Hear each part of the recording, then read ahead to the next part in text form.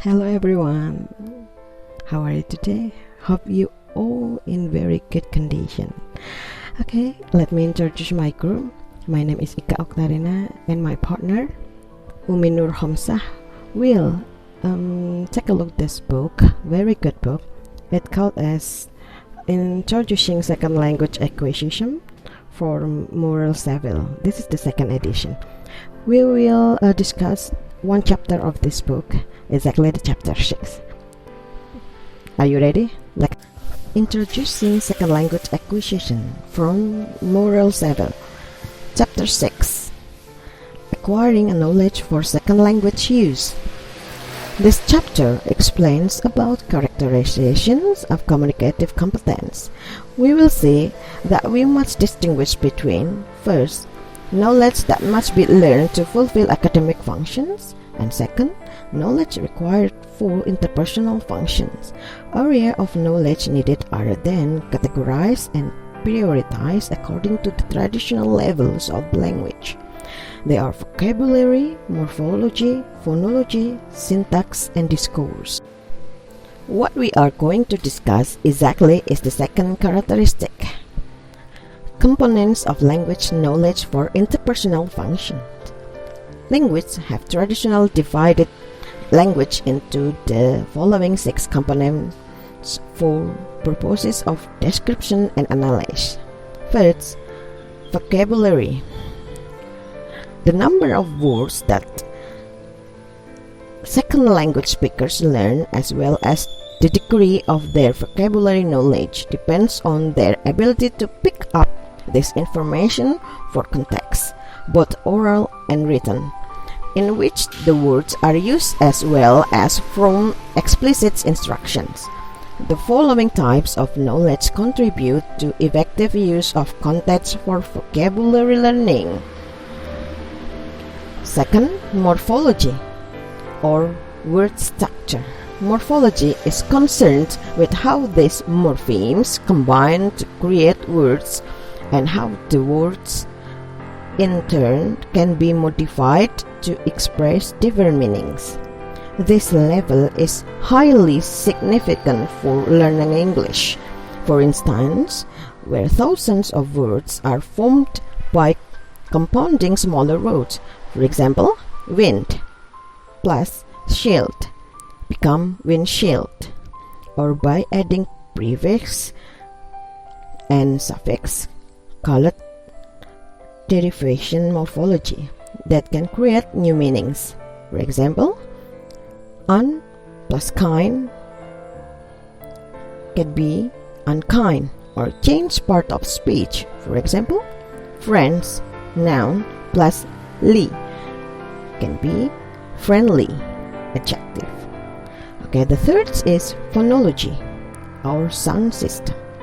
Phonology is concerned with the abstract mental representations of speech sounds and the rule governing how these sounds interact and form patterns in each language.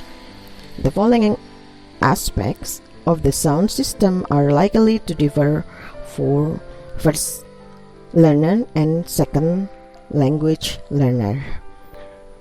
1. Which speech sounds are meaningful components of the phonological system? 2. Possible sequence of consonants and vowels.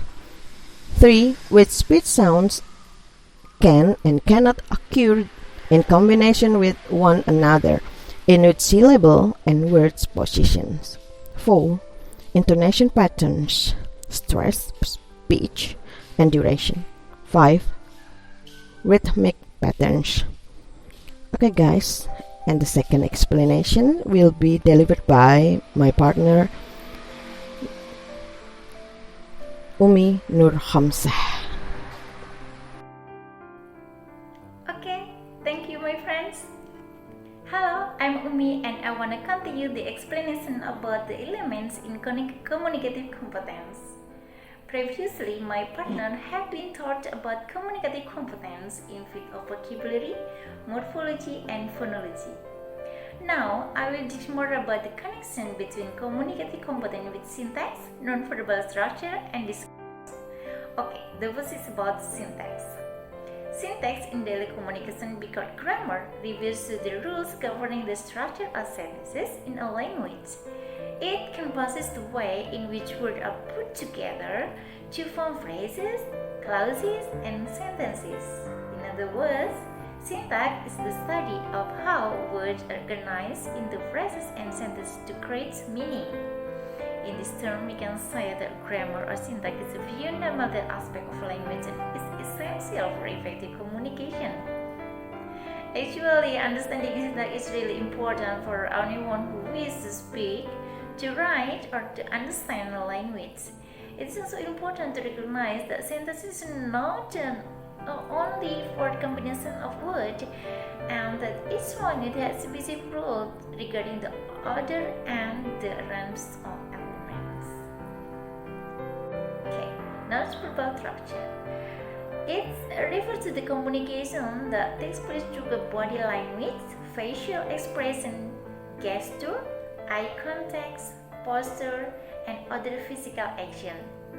These non-verbal cues can convey a lot of information about the person's thoughts, emotion, intention, and attitudes. In fact, research has shown that non-verbal communication can also be more powerful than verbal communication in conveying messages. For example, a person's tone of voice might indicate sarcasm or sincerity, but their facial expression and body language may convey a completely different message. Non-verbal communication is an important aspect of human interaction and can greatly affect how we perceive and interpret message from the others. Okay, next one is about discourse. Discourse refers to the written spoken communication that is longer than a sentence and usually deals with particular topic or subject. It is a way of expressing idea and opinion in a structured and organized manner, often with aim of persuading and convincing others. Discourse can take many forms, including essay, speech, conversation, and debate. In addition, discourse can be influenced by a variety of factors such as context in which it is produced, the audience in the form, and the cultural and social norms that shape it. Understanding discourse is essential for effective communication and for making sense of the world around us. So, when we talk about communicative competence, it deals with how our language and that we produce the full of message can be understood by others. So to make that happen, the component of language knowledge that should be learned are vocabulary, morphology, phonology, syntax, non-verbal structure, and discourse. Okay, that's all from us about communicative competence, and thank you.